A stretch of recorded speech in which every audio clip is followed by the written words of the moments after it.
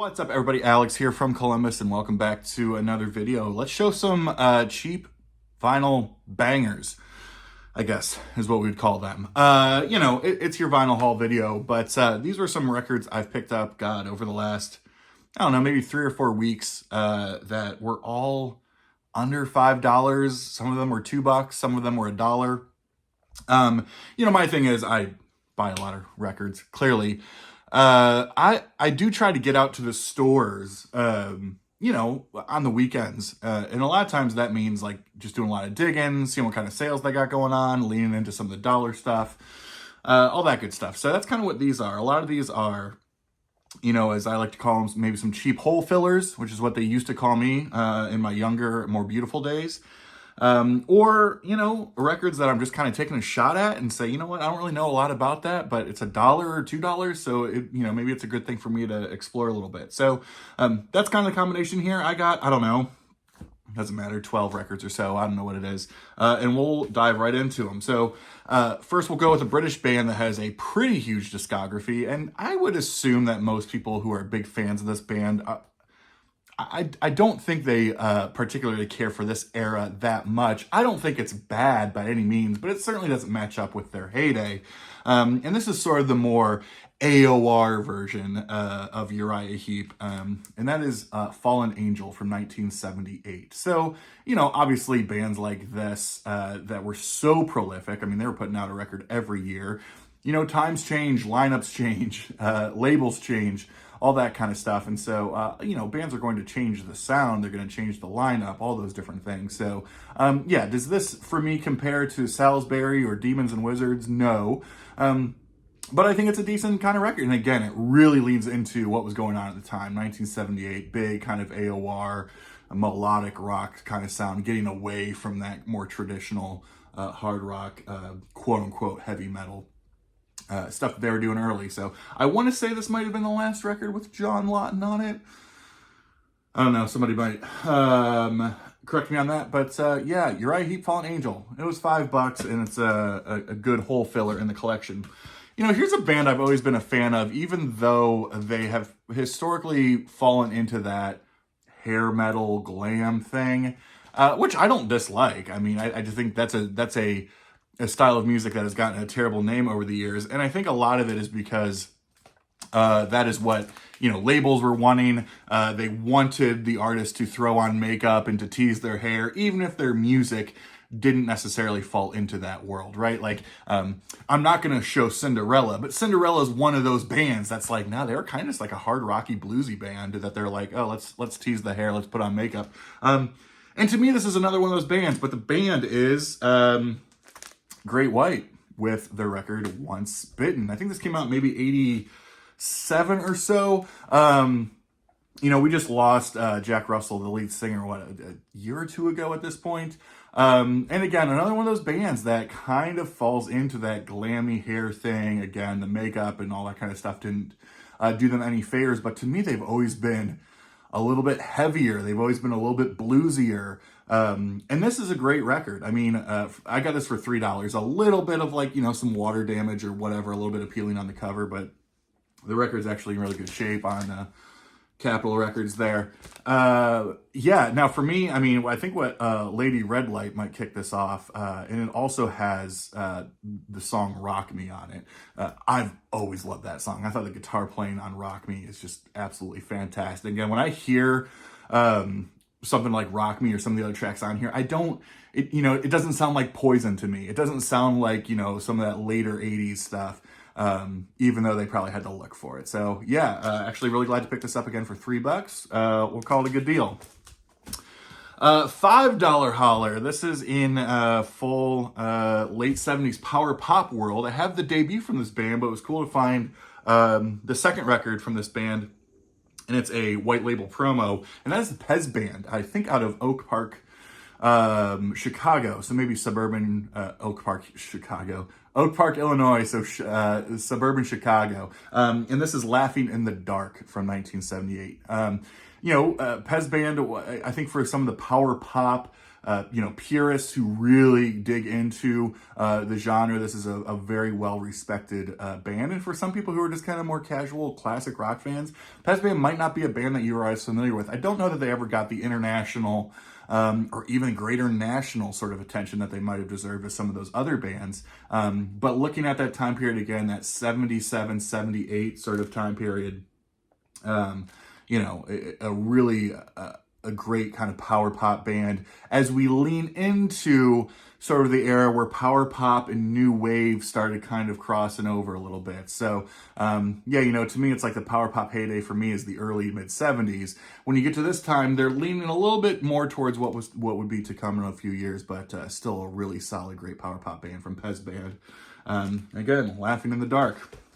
Here's a cool record. These next two were both $1. And I'm really excited to have this, even though the sleeve is absolutely just bonkers destroyed. This was a radio station promo, and what I actually like about it is probably things that other people are going to hate about it. It's actually the truth for these next two records. It's a radio station promo, and so it was obviously played at the local radio station. It was played at WSOR, which was the local Ohio State radio station, and this is the debut self-titled from the Dream Academy. Now, you all might know Life in a Northern Town. That was kind of the big hit off of here. But this record, or this band really, Dream Academy, were sort of, I guess proto dreamy, poppy. I'm not going to say shoegazy, but certainly kind of leaning into, let's just put it this way. They're a band that sounds like the name of the band, right? This record was produced by David Gilmour. And so, certainly brings some of that kind of stuff to it. But I love I love this actually. So, the radio station, full on taped all of their listening notes to the back of it. You got WOSR written all over it. It's got listening notes. It's got all this stuff to it. I understand there's some people who really hate that stuff, but I actually really like it. There's a story to it. And I just think it's really cool to kind of have that piece of history. So the Dream Academy, I think this came out maybe mid 80s. Not exactly sure of the year and don't care enough to confirm it. So very cool. Now here was a record that was actually a steal. Again, same kind of story, belonged to WOSR, the local radio station here, but it is the debut from the Dream Syndicate out of Minneapolis, The Days of Wine and Roses. Sort of, I guess, this is alternative. This is a little, I'm not going to say it's punky. This is kind of some difficult stuff to really pigeonhole musically. I think what would come later out of this sort of movement was that Paisley Underground type stuff. That's a little bit more psychedelic poppy. This is a little bit more post-punky alternative. I would not call it psychedelic pop by any means, although they would kind of go that direction in a few years. But again, same way, I'll show the same thing that I showed before. They got the everything taped to it, all the listening notes, the WOSR written all over it, that type of stuff. This is kind of a cool find. I mean, again, the jacket is, I don't even know how you would rate this jacket. Truthfully, I don't really care because, again, it's taped up, it's written all over, but it's a promo, whatever, it doesn't matter. But the disc was in really good shape, and this is actually a pretty, I'm not going to say it's an expensive record, but to buy this for $1, I mean, I want to say this is maybe like a $25, $30 record in the condition it's in. So a really cool deal on Ruby Records was the label that was on. So really cool stuff. For any of my local people, this was a fun little find. A band I had never heard of in my life, but it was $3 and the price tag said something like Columbus Hard Rock or something. And I was like, I've never heard of this. But the band is Money, what the record or the album called Trust Me. These guys are from Columbus, Ohio. I had no idea, never heard of them. They're one of these bands that I joke, it's like they don't have a Wikipedia page, so it's like a lot of work to find more information on them. But this came out in 1982 or 3 maybe, 1983 on Earth Tone Records. And I love this actually. The LP management is out in Westerville, Ohio, which is a suburb of Columbus. Produced by J.C. Moland. Money is Tom Wisen, John Durzo, Rick Hall, Neil Andrews, Jeff Wilson, so forth and so on. This is a cool record, 1983. This is an AOR record, so this falls perfectly in that sort of radio-friendly, melodic hard rock. There's no real glam on here. There's nothing too heavy on here. Just really good, memorable pop rock hooks. And, to have it from Columbus, that was really cool, and it was so cheap. So, yeah, Money with Trust Me, 1983. These next couple I pulled from there was a Labor Day record fair that goes on every Labor Day at a local. Sorry, pushing away a notification there.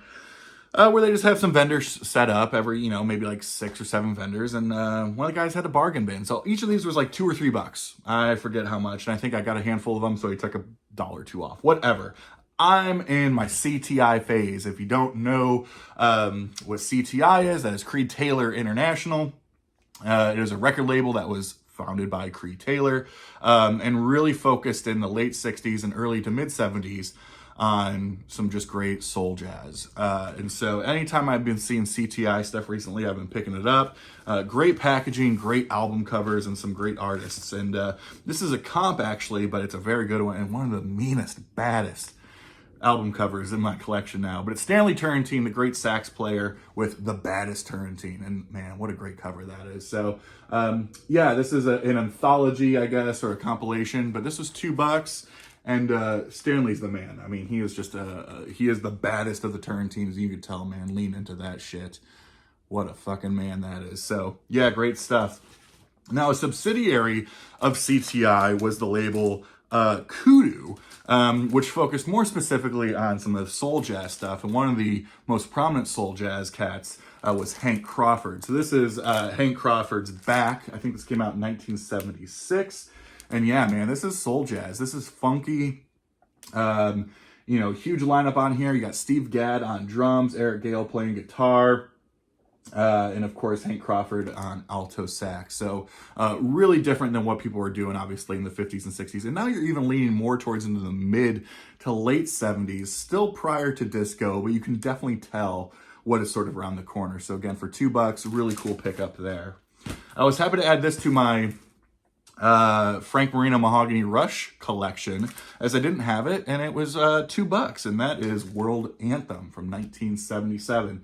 Now, I love Frank Marino Mahogany Rush. I think one of the most incredible guitar players ever. I do prefer his live stuff and or his early stuff, but this is still a really solid record itself, as are a ton of the ones that he was putting out. And this is nice, right in that prime, I think, again, 1977 or 78 that this came out. So yeah, for folks who know Frank Marino Mahogany Rush,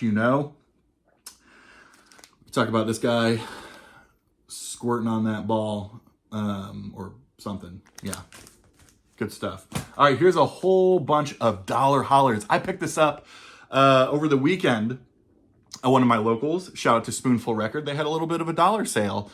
I was shocked to find some of the stuff in here. So each of these were $1, which is kind of blowing my mind. And usually, truthfully, I've shared this before, but it's like, if they're $1, I'll just take a chance on it. Yes, I'll take the record out and I'll look at it, but I am not like zoning in on every little thing. It's like you're nuts to nuts with people, nuts to butts, elbows to wongs, all those different things. And so, I just keep it moving. And sometimes you lose and you pick out a record that is just trash and, you move on with your day. But a lot of times, like this time, you strike some gold. And that's what I did. I cannot believe this was $1.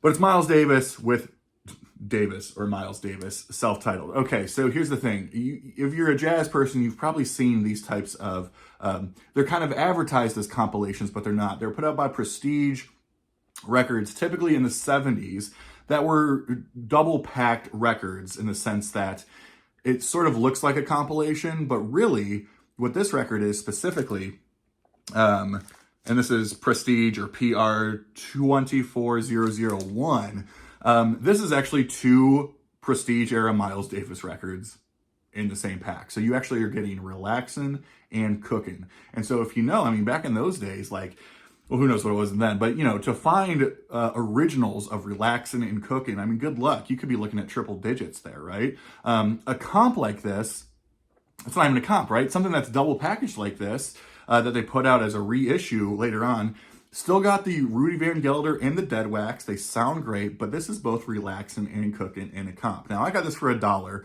The discs are VG+. I'd go the sleeve on this, probably VG. But this is probably, you know, a $20, $25 record. And so, you know, if you are interested, and Prestige did this with all their artists, right? So you can get stuff with Sonny Rollins on there. You can get the Coltrane stuff, whatever. They're not comps per se. They're actually two records from the artist when they were on that label. So do a little homework and see what those records are. It's different for every artist, what they pulled from. But when I got this and I was like, shoot, like Relaxin' and Cookin'? Hell yeah, like that's a great deal. So yeah, both of those on this Miles Davis release. I think this came out in 72, but good stuff. Here's a great record. I listened to this last night and I didn't know if I was going to like it, but I ended up loving it. And I just can't wait to listen to it during like the winter. I can just imagine like the snow falling, having a nice drink, whatever it might be. But it is a little touch of Schmilson in the night from Nilsson.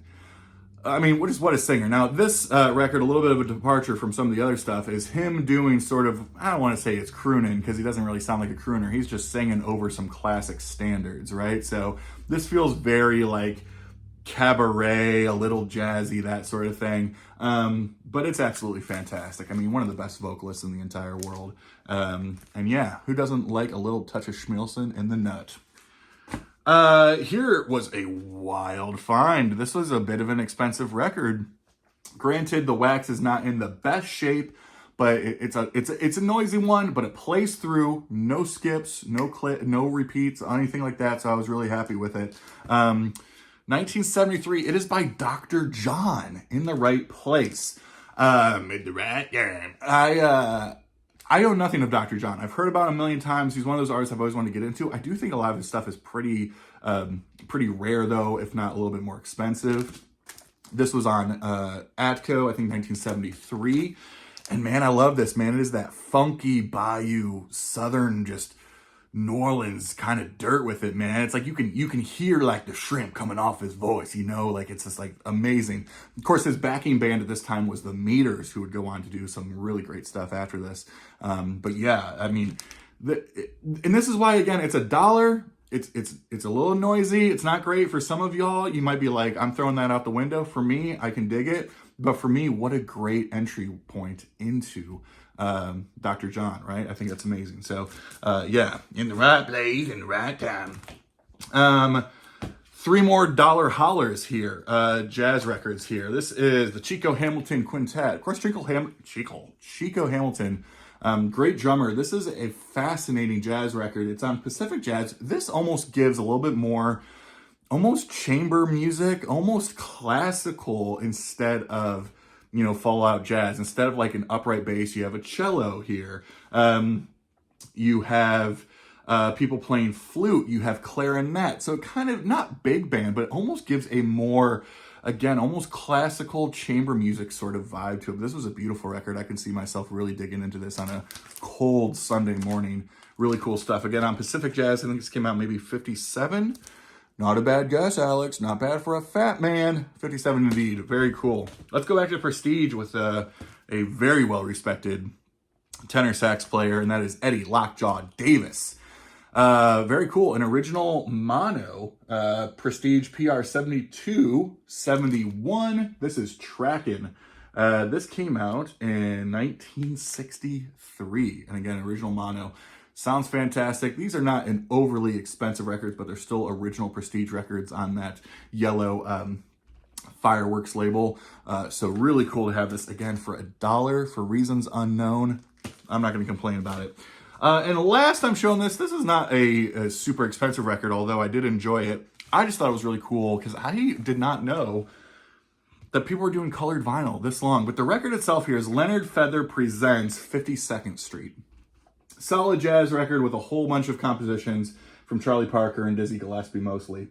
You got George Wallington on piano, Idris Suleiman on trumpet, Thad Jones on trumpet, Art Taylor on drums, Just a solid jazz record. And you know, this was on, I don't know, and this is on Interlude Records.